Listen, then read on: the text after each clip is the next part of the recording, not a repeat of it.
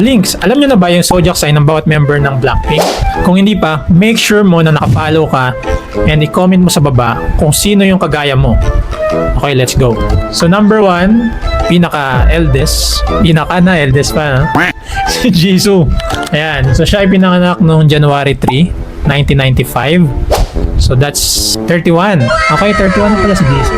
Ang kanyang ruling planet ay Saturn, planet of discipline, responsibility, structure, and ambition. Ang best trait ay matured, reliable, at natural na leader. So, hindi lang sa edad siya matured, no? Sa ugali niya na. Weakness, minsan masyadong seryoso at workaholic.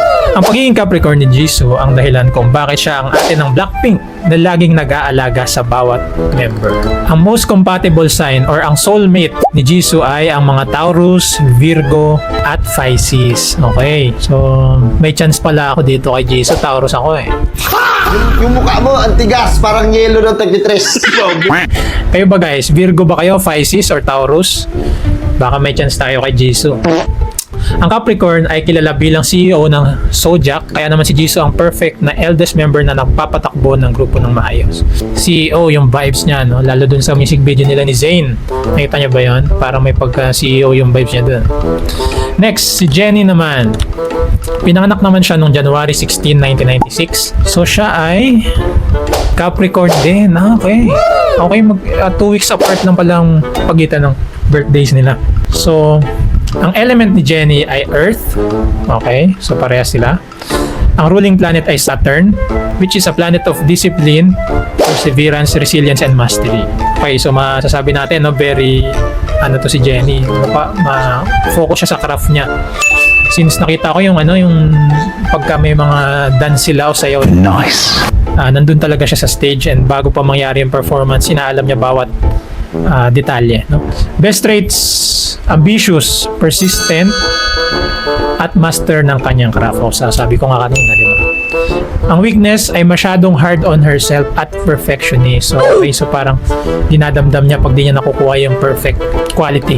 Next, si Jennie ay isang Capricorn at mula sa pagiging boarding student sa New Zealand noong edad na 10 hanggang sa pagiging isa sa pinaka-impluensyang idols, pinakita niya ang resilience ng Capricorn.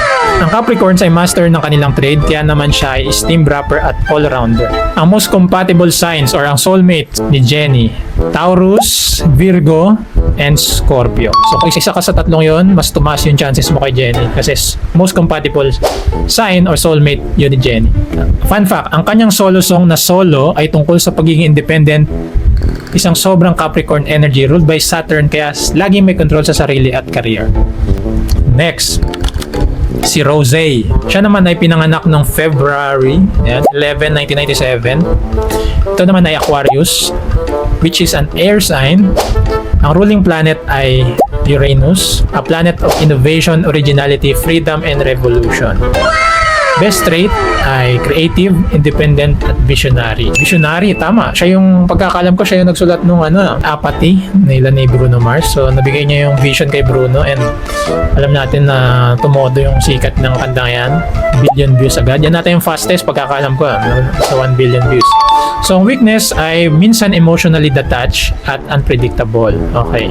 Ang most compatible sign or ang soulmate, Aquarius, na kagaya ni Rosé, ay ang mga Gemini, Libra, at Sagittarius. Okay, so tatlo yun. Kasi ba kayo doon? No, baka tumaas lang yung chances natin kay Rosé. Fun fact, ang Aquarians are known humanitarians, kaya naman si Rosé ay vocal supporter ng LGBTQ community at lagi nagpo-provide o nagpo-promote ng positivity at self-love, ruled by Uranus, kaya lagi may unique at fresh na perspective. Next, si Lisa naman. So, ito yung taga-Thailand, no? Ang nagpasikat ng group. Siya ay pinanganak noong March 27, 1997. So, isa siyang Aries. Okay, fire sign. Ang ruling planet ay Mars, planet of action, passion, energy, and courage. Best trait is confident, driven, at puno ng stamina. Okay, good. So, syempre siya yung main dancer. So, kailangan stamina ka talaga pag sumasayaw ka. Weakness, minsan impulsive at masyadong competitive. Okay, masyadong competitive. Well, minsan naging downfall natin pag masyado tayo competitive kahit sa mga friends natin. Ang nangyayari, imbis na magkaroon tayo ng unity, is nagkawatak-watak yung group natin pag masyado tayong competitive. So, masama rin yun pag sobra. Ang most compatible sign o ang soulmate ni Lisa ay ang mga signs na Leo, Sagittarius, and Gemini. Okay. Fun fact, Aries are known for their stamina and enthusiasm. Kaya naman si Lisa ay laging may dalang high energy sa entablado at hindi napapagod. Ruled by Mars, kaya natural ang kanyang pagiging fierce at confident sa lahat ng ginagawa niya. Okay, true yan, no? So, pag pumasok si Lisa sa music video, talagang nalalamon siya eh. So, isa rin yan sa parang naging bias wrecker natin. So, may gusto ka bang group na gawan natin ng ganito? Comment mo lang sa baba. And make sure naka-follow, naka-subscribe ka kung saan mo man ito pinamanonood. No? And mag-comment ka sa baba kung sino yung soulmate mo or sino yung ka-zodiac mo. Peace! Hi Modern Pinoy fans! If na-enjoy mo itong video and you want to watch more, click here. And kung gusto mo namang lagi kang updated sa latest happenings sa internet, make sure to leave a like and subscribe sa baba.